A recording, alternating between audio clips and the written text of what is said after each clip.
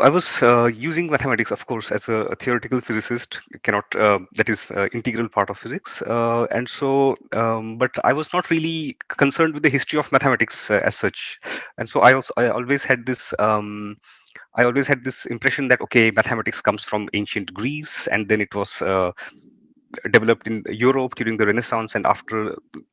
So this was my notion, and then sometime in 2009 or 10, when I was still in my last days in IIT-Kanpur, I heard from one of my friends that the so-called Pythagoras theorem is given in the Sulba Sutras, centuries before Pythagoras. And at that time, I dismissed this. I thought that this is simply right wing Hindu right wing propaganda somehow, because I this was my whole conception of the Indian civilization, that it was about caste discrimination, and then there is this bunch of people who keep on claiming that everything comes from India. So I dismissed this at the time, and it was only later 2011 or 12 when once I had finished my PhD and I went to Bochum in Germany for my first postdoc.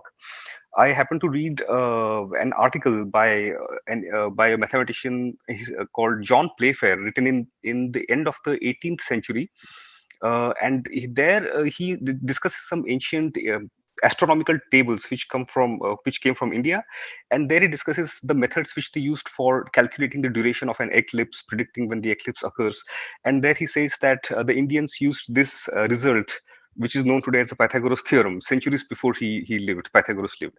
And this was for me very unsettling, because obviously this John Playfair was not one of those Hindu nationalist right wing guys, right?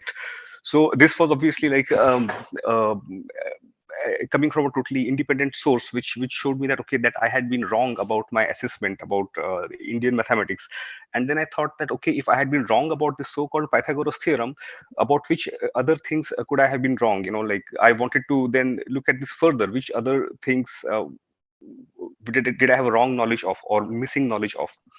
And I wanted to do it also properly, in the sense that so I went through a proper systematic survey of the literature, research literature on Indian mathematics, on the history of Indian mathematics, because in the university that time it was also freely available to me as a researcher, access to the research articles, journals, and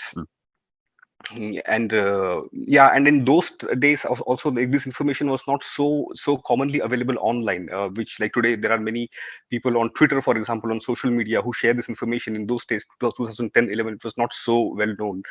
So I started reading about this in detail from the research articles, and then I wrote a series of blog posts based on which is like the nucleus of the book, the way it finally took shape. And for me also, what was really interesting, that on the one hand, okay, this knowledge of mathematics is there, it is hiding in the research articles, in very specific places, academic places.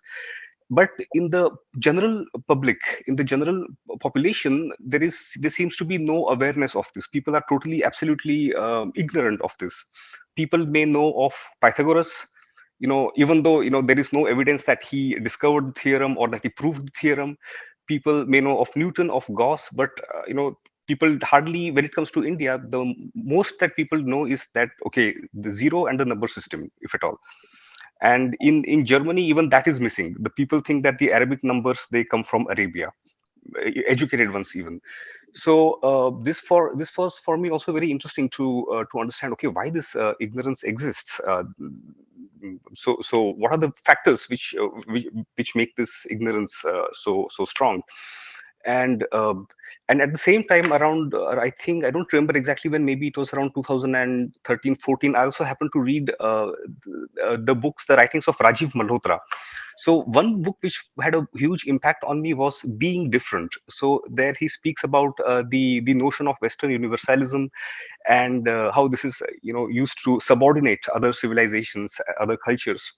And this for me also was a very impactful book, because I saw the same tendency in mathematics. If you read any book on the history of mathematics, general history of mathematics, uh, if Indian mathematics is mentioned at all, it is mentioned just as a footnote, as a footnote to the grand edifice of Greek mathematics, of European mathematics.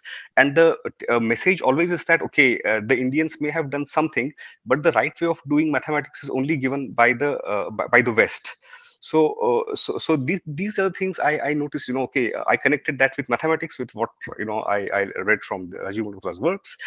And the other big inspiration for me were the writings of C.K. Raju, where he discusses about the transmission of calculus from India to Europe. And this was also for me a huge turning point, because as at school, in the university, calculus is one of the most, I think, the challenging subjects in mathematics. And there is this huge awe of it, that most students feel when they hear of Newton, Leibniz, and the people who developed supposedly developed calculus in Europe. So it was like all my notions of history were coming tumbling down. And so I just kept on reading more about this, collecting my thoughts, jotting my thoughts together, and then finally I wrote a first version of the book, which I self-published. I think it was 2018 or 2019, something like that.